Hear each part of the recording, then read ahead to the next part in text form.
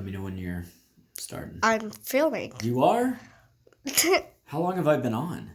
Like a couple of seconds. Did I pick my nose?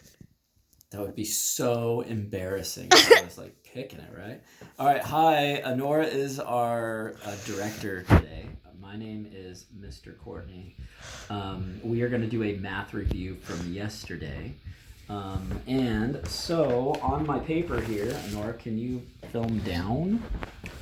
So on my paper here, you will see that I have the four trimies from yesterday. Now, Nora thinks it's hard. But no, I mean filming this is hard. Filming it is hard. Yeah, because the math is easy, right? Yeah. I mean, for example, look at the first one here. I could just think of this. That's so easy. Yeah, I could think of this as 60 Girl Scout cookies. Hey. That's a lot. Hey, you know what? But I'm pretty sure I ate it. Okay. And then I could split them into 4 pieces because that's what that tells me to do. And then I could think about, well, if I ate 3/4 of them, I would be in a lot of trouble. But I would probably get more than 30 because 30 is half. And you know what? Boom, I suddenly realized that if I took 60 and divided by 4, I could put 15 in each. And guess what?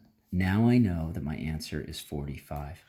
Oh my God, I didn't even have to do any math. But that's what we're practicing today. So we're going to do the math on top. And we know that we can put a 1 on the bottom of every number, just like we can put a decimal and a 0. And so I'm going to multiply across. I'm going to get 180 pieces all together and put them into 4. I'm going to divide that by 4. And when I do that, I can kind of think of the 18 divided by 4 and kind of save that 0. 18 divided by 4 is 4, right? And then when I do that, what do I get left over? Right? What do I get left over? I get 4 times 4 is 16, right? And that's 160 if I think about it that way, right?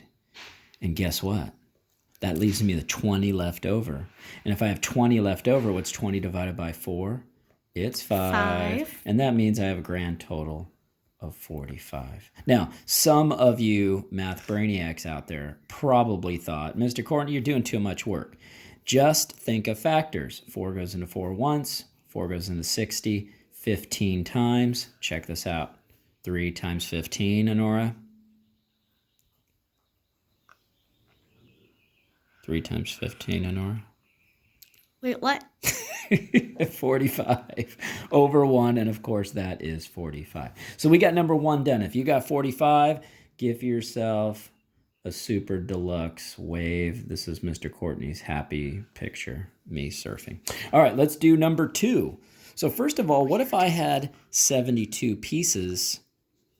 What if I had 72 groups of 1/12? Well, that's too complicated for me, so I'm going to switch it around. I'm going to think of it this way. I'm going to think of 1/12 group of 72. Now, if I got 72 and I split, technically it's the same, but if I split 72 into 12 little pieces and I only give you 1, I'm not giving you a lot. Okay? That's so rude. Yeah, totally. And I could prove that by doing the math. 72. Wait, actually, it matters what it is. What should it be?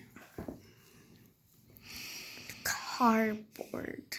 1/12 of cardboard. That is the weirdest real life situation ever, but okay. It's 1/12 inch of cardboard, and I have that 72 times. It looks like Honora is going to be making an art project.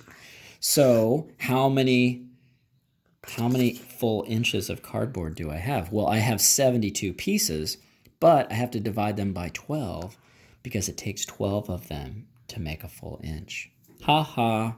And that is 72 divided by 12. I know my multiplication facts and my division facts, so that's 6. And yes, some of you, well, I'm thinking for you, okay? Because these videos are supposed to be about 5 to 10 minutes. So, boom. Now, some of you brainiacs were thinking canceling. Yeah. 12 goes into 12 once, and 72 can be factored out by 12 6 times. And look at that. Same difference. I love it. Now, last night, there was a lot of you who unfortunately said the answer with 2/4. If you said that, don't feel bad. Just kind of feel sad. Like, is that too mean?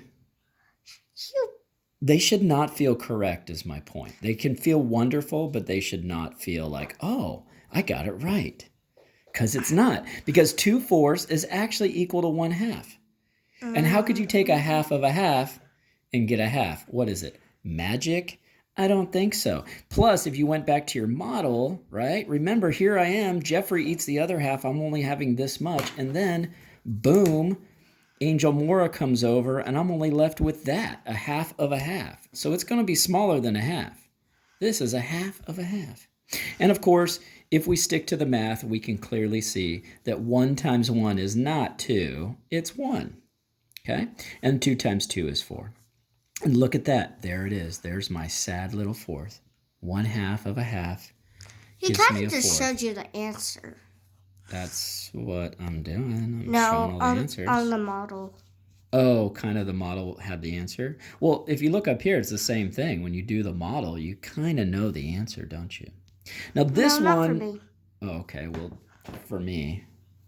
All right, back to the lesson. We'll debate later, but on number 4, obviously, this is really hard to draw. And no offense, but Mr. Courtney is not going to draw 10 little lines with 9 in it and then do 16. That is crazy. But I'll tell you what I will do is I will estimate, because I know that 9/10 is almost 1 whole. And I know that 15/16 is almost 1 whole. And if I have one whole group of 1, I know that my answer is going to be really close to a whole. Okay, I know it's a piece of a piece, so it's going to be smaller than a whole, but it's going to be really, really close. So now I can go ahead and do 15 times 9, and I can do 16 times 10. But now I'm starting to think maybe some of you brainiacs are smart, because guess what I see? I can cross cancel. Now I can't cross cancel this way because 9 and 16 don't share common factors. You can also... But I can go this way. You can think... Yeah. If it's an equivalent. Right. Now, do you see any cross factors here that go into 15 and 10? Can you think of a number that would divide into 15 and 10 without a remainder? Wait, 150. No. See, that would be the multiple. I'm talking about a small number like a Lego that I could use to build 15 and 10. What do you think? I thought you were cross multiplying. I'm cross canceling.